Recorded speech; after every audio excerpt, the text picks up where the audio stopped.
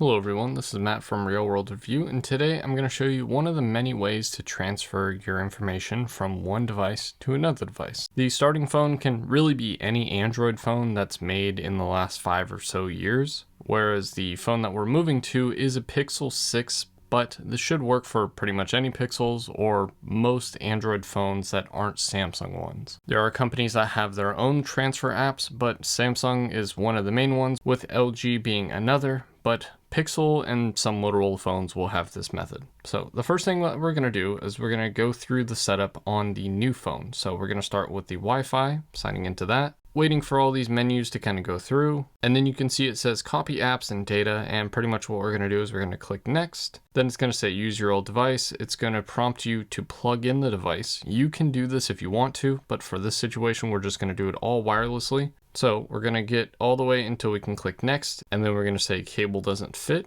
and then we're also going to click no adapter and click continue. And then what this will do is it'll prompt up like this to allow you to transfer stuff. This also means that you can transfer stuff from iPad or iPhone, but we're not doing that one. So we click next and we wait for this to take a while to move forward. And then we're going to go into the Google app. You can actually see on the old phone a little pop-up that says we can set up the new Pixel 6. So you can just click that if you want to, but if that doesn't pop up, you go into Google and then you can either type it in or say, set up my device. And then this will show up like this. Click next. It's going to say verify the shapes and the numbers on the new device, which obviously it's going to be the same. So click next. Then it's going to ask you what you want to copy. And if you have a password, it'll ask you to verify that. If you don't have a password, then you might not be able to transfer certain things like Google accounts. So this way you can actually transfer a Google account without typing in your password most times. In this situation you could, but sometimes you can't. So it's going to copy over your account and it's going to start processing stuff on both phones. And at this point it'll say continue setup on your new device, and you don't need the old device anymore. You still need it nearby, but you don't need to use that one.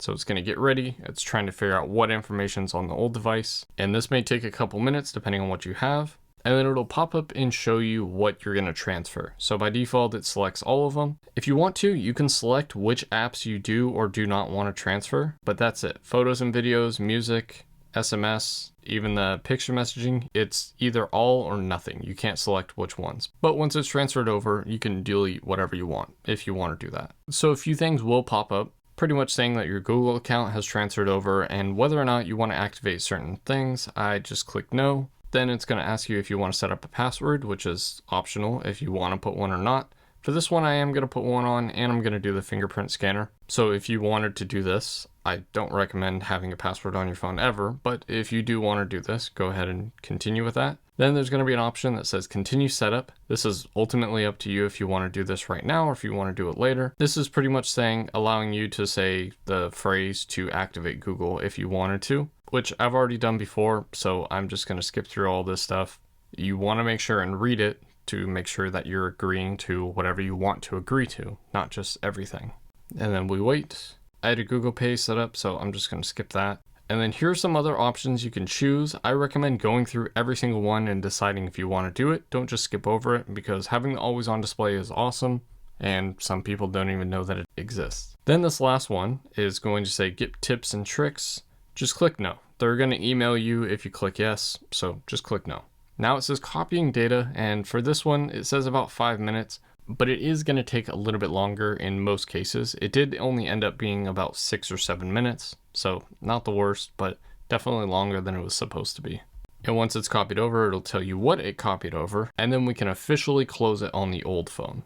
And then we just have to wait for this to go through. It'll tell you about the navigation system if you want to do that. If you don't want to, you can always just skip this. And then it'll tell you if you want to change the navigation, you can go the 3-button or the gesture navigation. Personally, I think gesture is the best option, so we'll just stick with that. And that's pretty much it. The phone is set up. There is one more thing that has to be done. Well, technically a few things, because it is downloading the apps. So you're not going to have your apps on here. And if you go into your photos, if you go into library and camera, you'll see all your pictures. They do kind of load up if you do them immediately, but they are there. But the absolute last thing you want to do is you want to take, unless you have an eSIM, you want to take your SIM card out of your old phone with a SIM ejector. Just push straight in if you do have one of those. If you don't have one, you could just take the SIM card out. Obviously, just take it out, and then you're gonna push in with the SIM ejector on the new phone, and you wanna make sure to take that out and you want to put the SIM card on the tray. I know it sounds very obvious, but there are a lot of people that don't realize you have to put this tray in. So put the SIM card on the tray. There is one notch in one area and that's it. So make sure to put it in properly. And then you want to slide the SIM card in. The contacts will be facing up if you are using a Pixel 6, and I believe pretty much any Pixel from the Pixel 4. Then what will happen is on the top, it'll say emergency calls, no service, and then eventually it should pick up service. And if you have one of those annoying companies like Boost or Metro, you will have to call them and waste your money and your time with them. So first of all, I don't recommend ever having those companies, but that's the only other thing you have to do. Other than that, everything is all set up, so you're ready for your new phone. Hopefully this video helped you out. If you have any questions, leave them in the comment section or message me on the social media listed above. And as always, thanks for watching.